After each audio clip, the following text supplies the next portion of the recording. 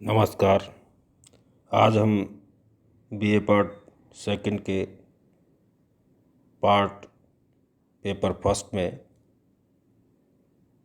लोकतंत्र में नौकरशाही की भूमिका का अध्ययन करेंगे। ये सही है कि चुने हुई जनप्रतिनिधि और राजनेता देश की शासकीय व्यवस्था का नीति का निर्माण संबंधी आंशिक कार्य तो करते हैं, किंतु उसके निष्पादन के लिए निस्संदेह लोक सेवा पर निर्भर रहना पड़ता है।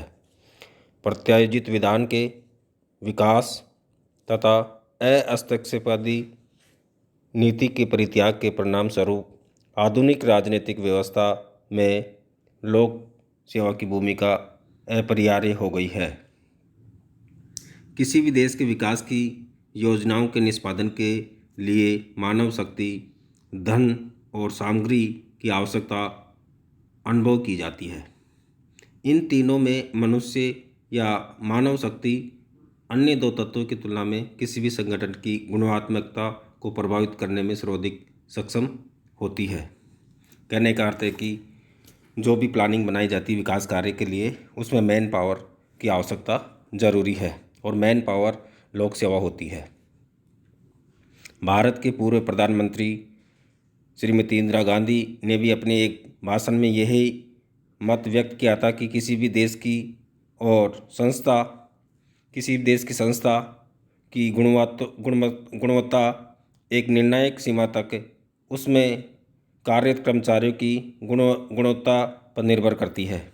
यदि सरकार को जनता के लिए अधिक हितकारी भूमिका निभानी है तो उसके कर्मचारियों की सरकार की नीतियों और कार्यक्रमों को निष्पादन में और अधिक गत्यात्मक तथा रचनात्मक भूमिका का निर्वाह करना होगा। अब देखेंगे हमें लोक सेवा और नौकरशाही क्या होती है, इनमें दोनों में क्या डिफरेंस है। लोक सेवा शब्द का प्रचलित अर्थ राज्य की प्रशासनिक सेवा की असैनिक शाखा है। हर्मर फाइंडर ने लोक सेवा के बारे में कहा कि अधिकारियों का एक ऐसा पेशेवर निकाय लोक सेवा है जो स्थायी, वेतनभोगी तथा कार्यकुशल या दक्ष होता है। इस प्रकार लोक सेवा से अभिप्राय किसी भी राज्य की सरकार में कार्यरत समस्त पदाधिकारी उच्च स्तर पर सचिव से लेकर कनिष्ठतम कर्मचारियों को माना जा सकता है।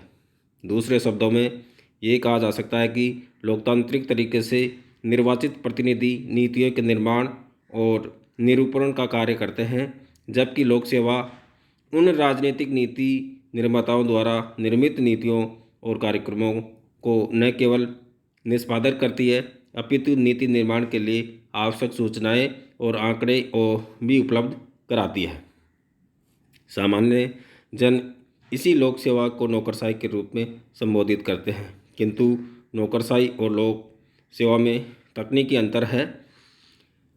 लोक सेवा की कार्यप्रणाली में जब कुछ बुराई जैसे अकार्यकुशलता, अमानवीय दृष्टिकोण, लाल फीताशाही, देरी, जटिलता, धीमापन, लक्ष्य और साध्य की ओर अपेक्षा साधन प्रक्रिया के पालन में अधिक बल दिया जाए, तब उसे नौकरशाही की संज्ञा दी जाती है।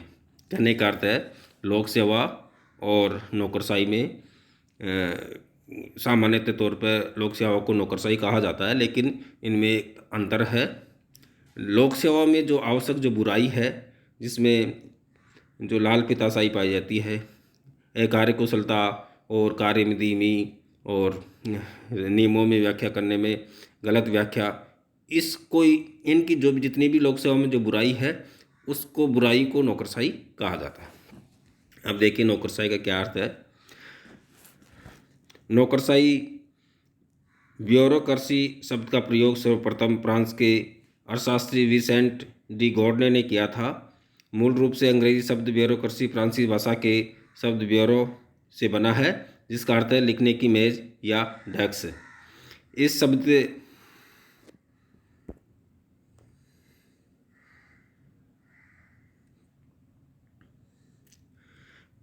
शब्द का अनेक अर्थों में प्रयोग किया जाता है। सरल शब्दों में यदि व्यक्त किया जाए तो सरकारी सेवा में कार्य करने वाले अधिकारियों और कर्मचारियों का ये एक सामूहिक नाम है।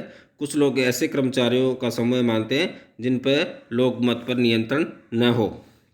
विभिन्न विद्वानों ने नौकरशाही की जो परिभाषाएं दी है, उनके अध्ययन से यह स्पष्ट हो जाता है कि नौकरशाही के अर्थ के संबंध में दो विचारधारा प्रचलित है।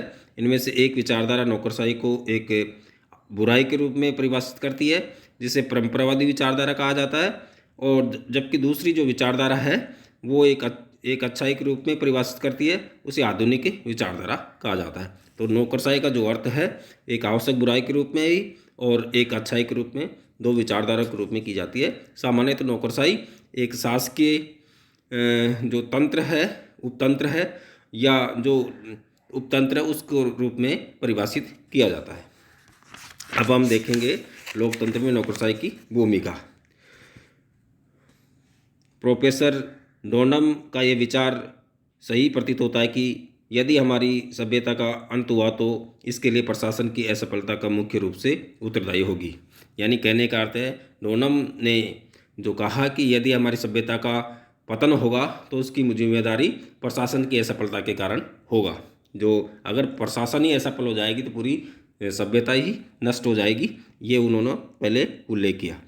डोनम के इस विचार से ये प्रतीत होता है कि समाज में व्यवस्था बनाए रखने, उसे एकता के सूत्र में बांधने, विकास को गति देने और प्रशासन और नौकरशाही को अत्यंत भूमिका निभानी पड़ती है। अब हम देखेंगे कि लोकतंत्र में जो नौकरशाही की भूमिका है वो किस रूप में है। पहली जो भूमिका है वह है प्लानिंग के निर्माण में महत्वपूर्ण योगदान। नौकरशाही के अधिकारी जब तक देश की योजनाओं को बनाने के लिए आंकड़े और सूचनाओं का संकलन नहीं करेंगे तब तक किसी भी योजना को अंतिम रूप नहीं दिया जा सकता। योजनाओं का महत्व न केवल आर्थिक दृष्टि से है बल्कि उसमें भावी प्रशासनिक नीतियां और कार्यक्रम का विवरण भी देखने को मिलता है। योजना के प्रशासनिक पक्ष की पूर्व तैयारी के रूप में नौकरशाही का सहयोग निर्भर करती है। कहने का अर्थ है कि नौकरशाही जब भी प्लानिंग बनाई जाती है उस प्लानिंग के किस प्रकार क्या क्या हो उसके तथ्यात्मक जो सामग्री एकत्रित करने का कार्य, संपूर्ण कार्य नौकरशाही करती है। दूसरा जो पॉइंट है वह है नीतियों के निर्माण में सहायक भूमिका। सभी लोकतांत्रिक देशों में देश के शासन की नीतियों का निर्माण राजनीतिज्ञों द्वारा किया जाता है। नीति निर्माण का ये कार्य राजनेताओं द्वारा अनन्य रूप में नहीं किया जाता, बल्कि इस प्रक्रिया में वे नौकरशाही के सहयोग पर निर्भर करते हैं। नीतियों के निर्माण के लिए आवश्यक सूचनाएं और तकनीकी शब्दावली नौकरशाही द्वारा ही उन्हें उपलब्ध कराई जाती है। तकनीकी विषयों पर नीति निर्माण व विधि के निरूपण हेतु वे पूर्णतः विशेषज्ञों पर निर्भर करते हैं। लोकतंत्रीय देशों में नौकरशाही और लोक प्रशासन और नौकरशाही राजनेताओं पर प्रमुख परामर्श मानी जाती है।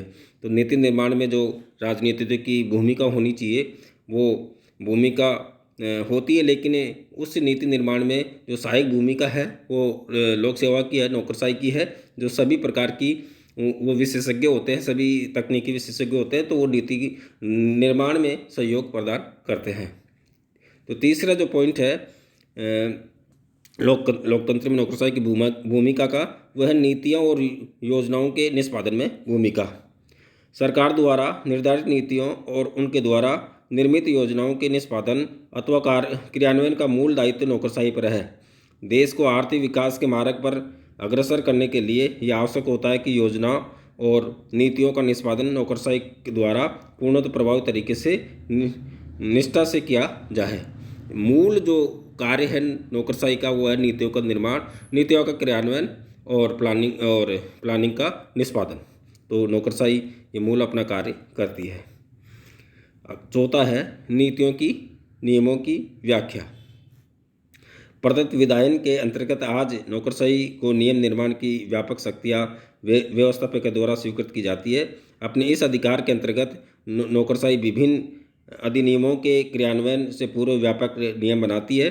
आवश्यक होने पर उनमें नियमों की व्याख्या करती है, उनके अनुसार अधिनियमों की भूमिका को मूर्त रूप देती है। कहने का अर्थ है कि जो प्रदत्त विधान नियम जो मिला है वो यह है कानून निर्माण का कार्य व्यवस्थापिका द्वारा आउटलाइन के रूप में कार्यपालिका के रूप में नौकरशाही को दिया जाता है।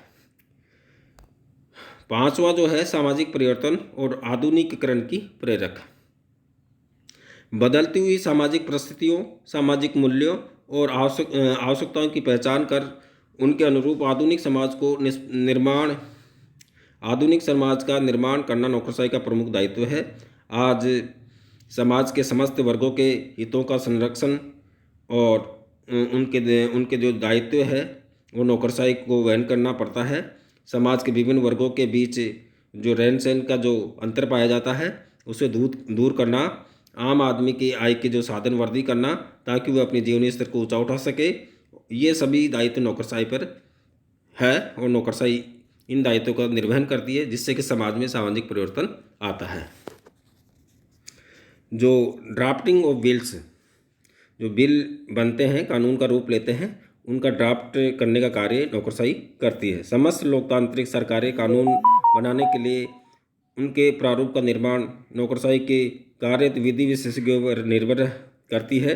राजनेता प्राय अपरिपक्व और नौसिखिया होते हैं, इसलिए वे जितने भी बिल हैं उनके प्रारूप निर्माण के रूप में प्रथम तो अपने मंत्रालय के वरिष्ठ अधिकारियों के परामर्श पर निर्भर रहना पड़ता है और अनंत विधिक शब्दावली के लिए उन्हें विधि विभाग की नौकरशाही पर अविलंबित रहना रहता है।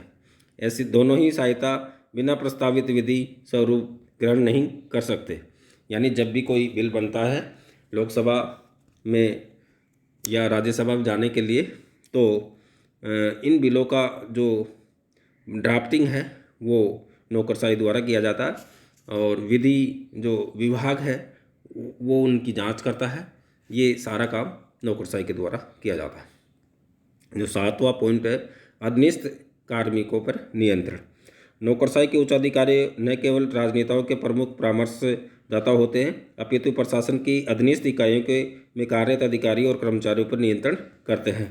उच्च जो अधिकारी है लोक सेवा के या नौकरशाही के, वो अधीनस्थ अधिकारियों पर नियंत्रण करने का कार्य करते हैं। आठवां है कोऑर्डिनेशन, कुशल कोऑर्डिनेशन, समन्वय है दो या दो से अधिक जो व्यक्ति है उनको किस प्रकार से समन्वय किया जाए, साझी उद्देश्य की साझी समझ है। नौकरशाही समाज में परिव्याप्त अनेक जो प्रतिद्वंदी हितों में कुशलता में समन्वय बैठाती है। भारत जैसे उदार किस्म के लोकतांत्रिक देशों में पूंजीवादी और समाजवादी हितों के बीच संतुलन बिठाने का चुनौतीपूर्ण कार्य नौकरशाही संपन्न करती है, क्योंकि हमने मिश्रित अर्थव्यवस्था को हमारी आर्थिक नीतियों के आधार के रूप में स्वीकार किया है। भारत में तो विभिन्न जो संप्रदाय है, जाति या धर्म, जाति, भाषा, प्रांत और हितों के बीच जो कोऑर्डिनेशन का कार्य करती है वो नौकरशाही द्वारा ही निभाया जाता है और नौकरशाही ही संपन्न करती है। अब ये 9वां है प्रशासकीय न्यायाधिकरण का संचालन। देखिए, दो प्रकार के न्यायालय होते हैं, एक सामान्य न्यायालय और एक प्रशासनिक न्यायालय। जो प्रशासनिक न्यायालय का जो जितने भी कार्य करते हैं वो नौकरशाही के वरिष्ठ जो विशेषज्ञ होते हैं उनके माध्यम से कार्य किए जाते हैं। वर्तमान युग में सरकार में कार्यरत कर्मचारियों के सेवा विषयक विवादों के समाधान के लिए पृथक प्रशासकीय न्यायाधिकरणों की स्थापना की गई है। इन न्यायाधिकरणों में कार्मिक विवादों को प्रारंभिक रूप से सुना जाता है। ऐसे विवादों को सामान्य न्यायालय के क्षेत्राधिकार से अलग किया जाता है।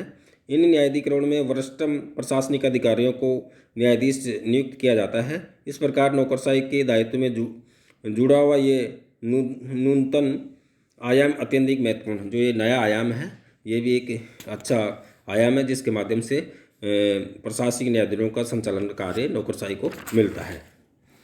10वां है नियामकीय और विकास कार्यों का निष्पादन। भारतवर्ष में नौकरशाही पर न केवल देश में कानून और व्यवस्था बनाए रखने तथा राजस्व एकत्रित करने जैसे नियामकीय कार्यों का दायित्व है, अपितु पंचवर्षीय योजना द्वारा उत्पन्न चुनौतियों के परिणाम स्वरूप विकास के बहुमुखी रथ को आगे बढ़ाने का उत्तरदायित्व भी इसी का है। जिलों के जिलाधीश आज भी इन दोहरे दायित्वों का निर्वहन करते हैं।